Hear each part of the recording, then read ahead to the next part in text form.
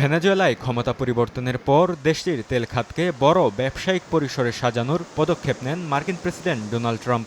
ধারণা করা হয় বিশ্বের সবচেয়ে বেশি তেল মজুদ রয়েছে ভেনেজুয়েলায়। দেশটির আইন প্রণেতারাও বিদেশি বিনিয়োগ বাড়াতে তেল খাত নিয়ে নতুন বিল পাশ করেন। এমনকি যুক্তরাষ্ট্র ঘোষণা দেয় ভেনেজুয়েলা থেকে তারা এমন পরিমাণ তেল উত্তোলন করবে যা আগে কখনো চোখে দেখেনি বিশ্ব। তবে মার্কিন তেল কোম্পানিগুলোর জন্য রেকর্ড পরিমাণ তেল উত্তোলন কতটা বাস্তবসম্মত তা নিয়ে প্রশ্ন থেকে যায়। ভেনেজুয়েলার রাষ্ট্রায়ত্ত তেল কোম্পানি বর্তমানে জরাজীর্ণ অবস্থায় রয়েছে। আগের সরকার কোম্পানিটির আয় বিভিন্ন সামাজিক খাতে ব্যয় করলেও উৎপাদন সক্ষমতা ধরে রাখতে করা হয়নি যথাযথ বিনিয়োগ। ফলে সম্প্রতি বছরগুলোতে নাটকীয়ভাবে কমেছে প্রতিষ্ঠানটির উৎপাদন সক্ষমতা। মার্কিন তেল কোম্পানিগুলোকে ভেনেজুয়েলার অবকাঠামো পুনর্গঠনে অন্তত $100 বিলিয়ন বিনিয়োগের আহ্বান জানিয়েছেন ডোনাল্ড ট্রাম্প, যা উৎপাদন বাড়ানোর পরিকল্পনা বাস্তবায়নে গুরুত্বপূর্ণ ভূমিকা রাখবে। তবে ভেনেজুয়েলার প্রকৃত উত্তোলনযোগ্য তেলের মজুদ নিয়েও প্রশ্ন রয়েছে বিশ্লেষকদের।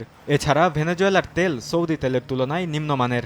ভারী ও উচ্চ সালফারযুক্ত অপরিশোধিত তেল উত্তোলন ও পরিশোধন কঠিন এবং তা পাইপলাইনের জন্য ক্ষতিকর।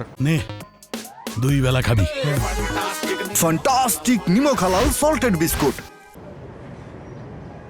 বাজার বিশ্লেষকরা বলছেন মার্কিন কোম্পানিগুলোর অবকাঠামো পুনর্গঠনের সক্ষমতা আছে, তবে তা অর্থনৈতিকভাবে যুক্তিযুক্ত হতে হবে। কোম্পানিগুলোকে শেয়ার হোল্ডারদের জন্য মূল্য তৈরি করতে হবে। তবে রাজনৈতিক অস্থিরতার কারণে বিনিয়োগে আগ্রহ দেখাচ্ছে না বিদেশি প্রতিষ্ঠানগুলো। এর আগেও দেশটিতে বড় মার্কিন কোম্পানির সম্পদ বাজেয়াপ্ত করা হয়েছিল। বর্তমানে অন্তর্বর্তী সরকারের নেতৃত্বেও পুনরায় সম্পদ বাজেয়াপ্তের আশঙ্কা উড়িয়ে দেওয়া যাচ্ছে না। তাই বিনিয়োগে আগ্রহ পাচ্ছে না বড় প্রতিষ্ঠানগুলো, যা ঝুঁকিতে ফেলছে ভেনেজুয়েলার তেল খাতকে। বরকতুল্লাহ, সময় সংবাদ।